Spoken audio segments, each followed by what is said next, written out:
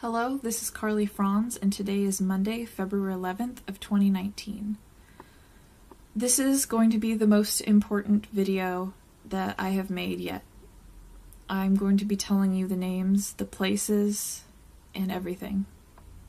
So if somebody could please, in case anything happens to me, if anything should happen to me after divulging this information to the public, I hope that somebody will save this video or download it to their computer and maybe re-upload it in the future, because I think that after this video I will be facing some serious repercussions for what I'm exposing.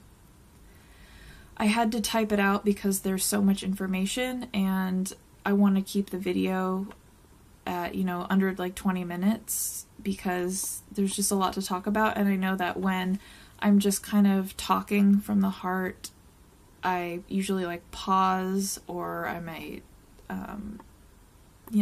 lose my train of thought. So I'm going to be reading off of a document that I typed up because it's just going to be better that way. This is a detailed written account of my events.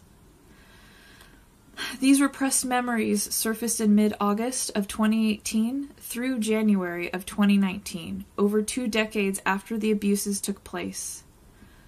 My parents, Karl Walter Franz and Holly Marie Johnson, got married in 1989, and I was born in 1990. My father's father, so my grandfather, Hilmar Franz, purchased a home in La Mesa, California for my parents to live in. However, the title was never given to them. It was always kept in my grandfather's name, albeit the house is currently in a living trust, cryptically named the Franz Survivors Trust. My parents divorced in 1992, and while my father continues and still does, he lives in this house, my mother moved out to live with her sister Shelley and brother-in-law Charles in neighboring Spring Valley, California, in a house on Bancroft View Drive. My parents had joint custody of me, with my mother being the primary custodian. In June of 1996, during my last week of kindergarten, on a Thursday, while I was in the care of Shelley and Charles as my mother was on a work trip, I was taken from the Spring Valley house, abducted in a van and under the darkness of early morning by my father's great-uncle, so my grandfather's brother, Dieter Franz. Dieter's wife, Lindy Franz, who is in the Eastern Star cult, my father's father, so my grandfather, Hilmar Franz, and his wife, Jean Franz. She's dead now. And they were all in the van. My grandfather's brother, so Dieter Franz. My father's father, so my grandfather, Hilmar Franz, purchased a home in La Mesa, California for my parents to live in. However, the title was never given to them. It was always kept in my grandfather's name, albeit the house is currently in a living trust, cryptically named the Franz Survivors Trust. My parents divorced in 1992, and while my father continues and still does, he lives in this house, my mother moved out to live with her sister Shelley and brother-in-law Charles in neighboring Spring Valley, California, in a house on Bancroft View Drive. My parents had joint custody of me, with my mother being the primary custodian. In June of 1996, during my last week of kindergarten, on a Thursday, while I was in the care of Shelley and Charles as my mother was on a work trip, I was taken from the Spring Valley house, abducted in a van and under the darkness of early morning by my father's great-uncle, so my grandfather's brother, Dieter Franz. Dieter's wife, Lindy Franz, who is in the Eastern Star cult, my father's father, so my grandfather, Hilmar Franz, and his wife, Jean Franz. She's dead now. And they were all in the van. My grandfather's brother, so Dieter Franz, was the person who came into the house to take me. My mother's brother-in-law, my Uncle Charles, was there, and he tried to stop Dieter from taking me. They got into a physical scuffle, and Dieter threatened Charles' life by telling him that he would kill him. He had a gun. If he didn't step aside and let me be taken. Charles did not have a gun. My Aunt Shelley was sitting on the staircase witnessing this. Their bedroom was upstairs and mine was downstairs.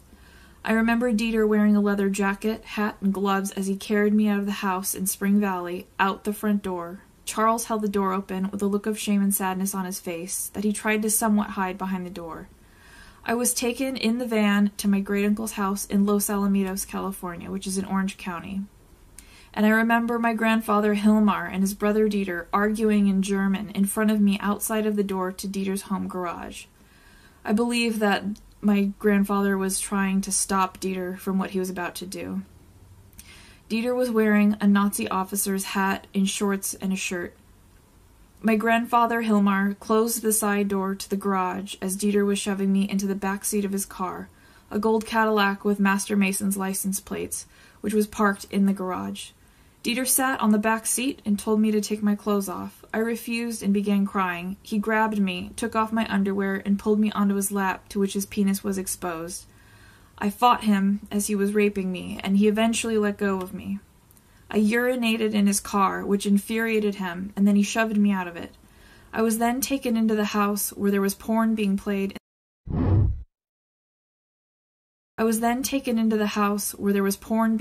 In the living room. There was a little girl there that appeared to be around my age, and she was naked. I was told to sit on the couch and to not go anywhere. I could hear another child being abused in one of the bedrooms down the hall. I tried to talk to this little girl, but she didn't understand English, and she was not white. She was tan and had black hair.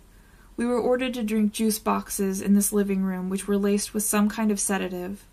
After consuming the juice boxes, we were taken down the hallway that branched into bedrooms. In one bedroom to the right side, I saw my grandmother Jean sitting on a bed in her underwear, and she had a look of disgust and sadness about her. Dieter took me and this little girl into a bedroom on the left side and closed the door. This room had a bed, lots of child-sized lingerie hanging everywhere, pornographic photos of children on the wall, and it was at this point that I passed out. I do not remember the details of what went on in this bedroom. When I awoke from the sedatives at night, I was driven to the Bellflower Masonic Center in Los Alamitos, California. Los Alamitos is in Orange County, and it's about an hour and a half north of San Diego. And so these relatives perpetrators on my father's side of the family live in Los Alamitos too. Upon exiting this van that I was abducted in, a stranger carried me into the building and away from the people who were familiar to me. I could feel their presence leaving me as I was brought into the building and down to the basement. First, there was a long hallway with metal cages lining the entire distance. There had to have been about 50 cages, and half of them were empty, while the other half contained naked children. I was first brought into an all-pink room with a satanic star on the wall, where about 15 to 20 of the Eastern Star cult women rubbed me and molested me while love-bombing me with sayings like, "You're so lucky to be chosen." Lindy was in this room and conversing with the other Eastern Star women. I was then taken into a gold-gilded hallway with red carpet, chandeliers, mirrors. In this hallway, I only witnessed one old-looking woman who was dressed in a long black dress with long sleeves, lots of jewelry, tons of makeup, and short black hair. She kind of looks like Shirley MacLaine. All of the other people there were men, and they were dressed in tuxedos, Freemason regalia such as medals, aprons, their necklaces. We took a left turn into another hallway and then a right turn into a long dining room that was crowded with these men, and men only. There was a gilded two-headed bird on the wall at the end of the table with gold rays behind it, and this room had blue carpet with gold stars and one large light fixture in the center of the room. When I was brought into the room, the faces of the men lit up with excitement, and I was brought to the end of the table and placed on an altar which had a large book. When I was brought into the room, the faces of the men lit up with excitement, and I was brought to the end of the table and placed on an altar which had a large book, probably the Bible, on it. And this book was removed when I was placed on the altar. There was a cameraman there with a very large black camera resting on his right shoulder. I was stripped naked out of my pajamas in this room in front of at least 100 men as they jeered and whistled at me. They proceeded to hold me face down on my stomach and inserted a foreign object far into my anus. I remember the feeling of going deaf for a moment when this happened. As I was held down, the men proceeded to form two lines and took turns raping me. Some of the men wanted me face up and others face down. Some performed rape and some performed other sexual performances. I was forced to remain face up when it was Dieter's turn to rape me. My grandfather did not want to make eye contact with me when it was his turn. There were about 20 men left in line when they had to stop because I was bleeding. When the sexual abuse was over and the room seemed to have kind of cleared out, a smaller group of men, around 10 people, came into this dining room dressed in long hooded robes. They were kind of dark brown in color. One of them brought a little boy who appeared to be around my age into the room on a rolling cart or altar. This little boy was strapped to the cart he was on, and one man in a hooded robe began to cut the boy open in the chest and proceeded to torture him. There was a man standing a little ways behind him, wearing what appeared to be a cow skull or goat skull. At this time, I was placed inside of an animal carcass, but I could still see things going on in the room. As this little boy was being cut open alive, the man doing this was also bending over him and appeared to be eating the boy's entrails and blood. When the boy died and his scream stopped, a black mist appeared in the center of the room, at the same distance that this little boy's body was from me, and I'm still at the head of the table on the altar. The men were chanting, and I remember them saying Lucifer. The black mist in the center of the room grew larger, and this demon was summoned. I saw its red eyes, and it was speaking in another language. Its voice sounded like thunder.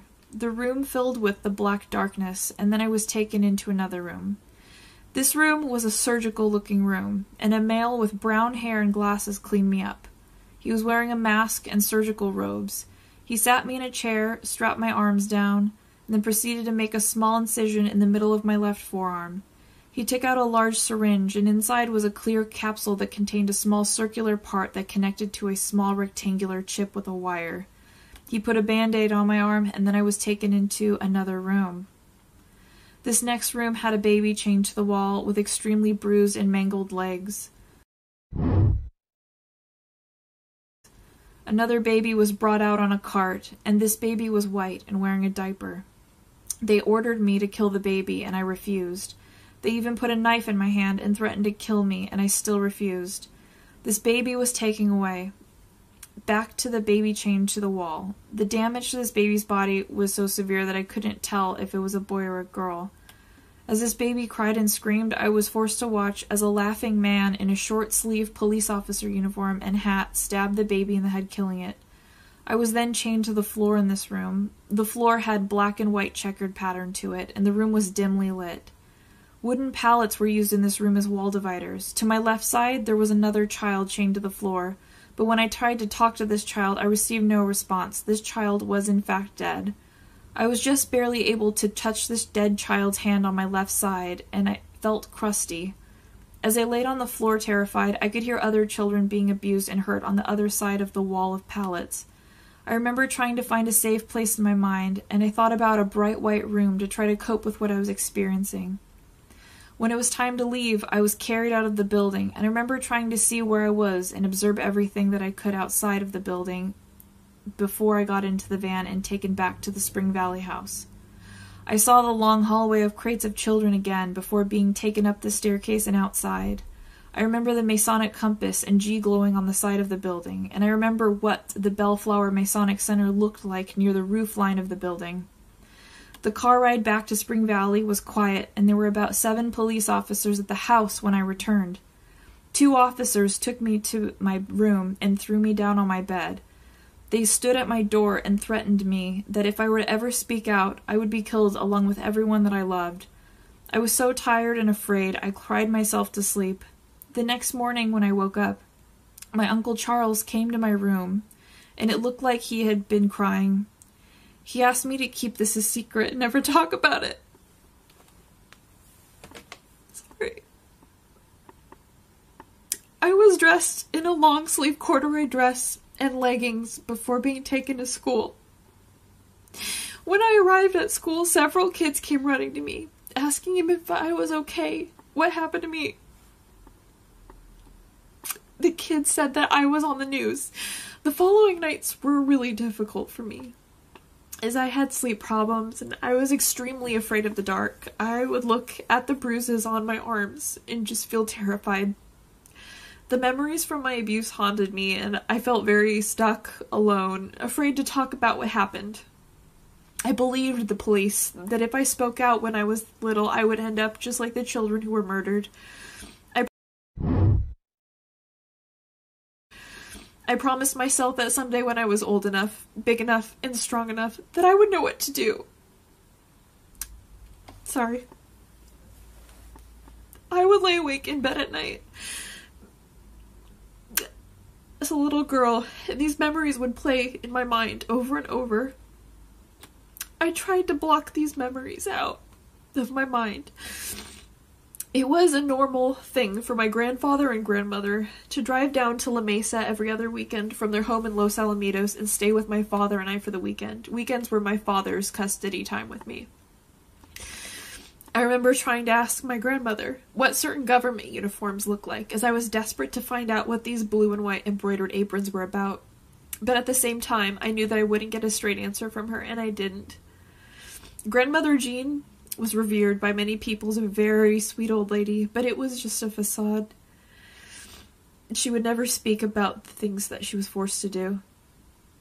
Dieter and Lindy were also present at many family events, frequent barbecues, pool parties, holidays with his wife, and they were even present at the last visit that I had to my grandfather's house in Los Alamitos a few years ago.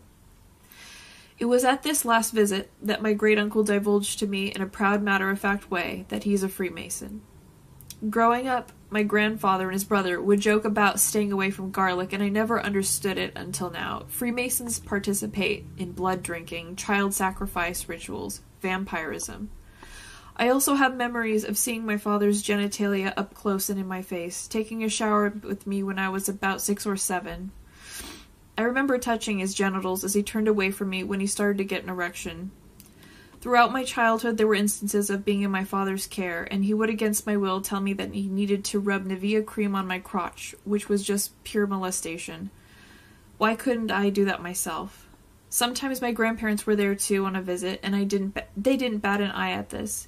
He would do this with the door open, so I never knew if I was being helped or if it was just my pedophile family members all being complicit with each other in my abuse. Eventually this stopped as I got older, but I never understood why I wasn't allowed to put moisturizing cream on myself if it was in fact some necessity.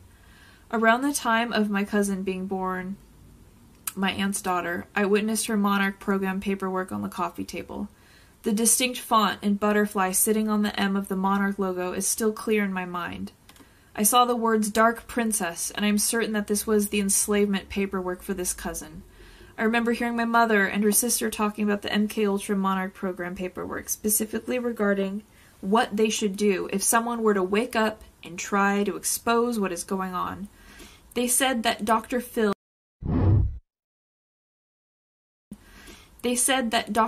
is a code word for making someone disappear. And this will make the abused person think that they're trying to help them, but they really aren't. It's the exact opposite.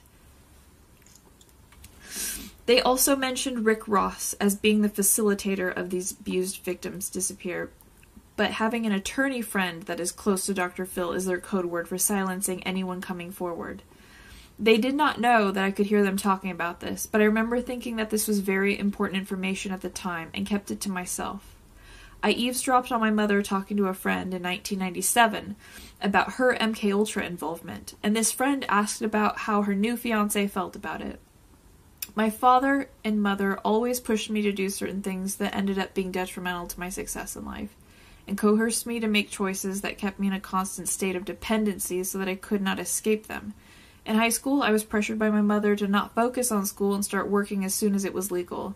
My father pressured me not to work and live with him during college so that he could keep me as a maid, forced me to see and visit my perpetrators, and continue to verbally abuse me, all while looking like the person and people who are helping me by paying for my community college and loaning me a car to drive. I have made my presence known via the internet, Reddit, YouTube, and I will not remain silent on what happened to me. It's happening all the time. The police, CPS, Freemasons, doctors, therapists, nurses, Department of Defense, the CIA, the Department of Health, they are all complicit in the abuse that took place because they are all in the cult of concealing each other's crimes. Freemasonry and Order of the Eastern Star.